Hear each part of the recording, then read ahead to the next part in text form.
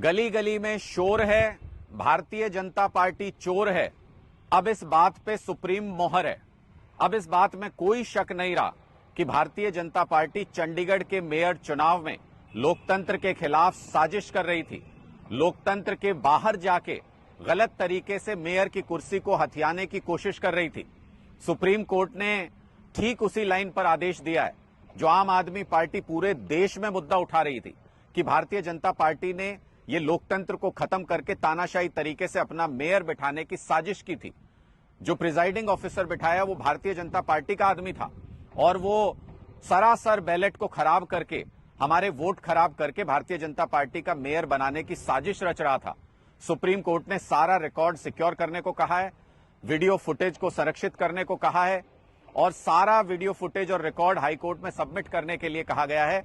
अगली सुनवाई में दूध का दूध और पानी का पानी होगा। लेकिन आम आदमी पार्टी ने जिस तरीके से भारतीय जनता पार्टी के लोकतंत्र के खिलाफ चल रही साजिश का मुकाबला किया, उसने लोगों के जहन में एक बात स्थापित कर दी है कि भारतीय जनता पार्टी कितनी भी कोशिश कर ले देश में लोकतंत्र को हानि पहुंचाने की, खत्म करने की, हम लोकतंत्र के लिए जी जान से लड़ेंगे।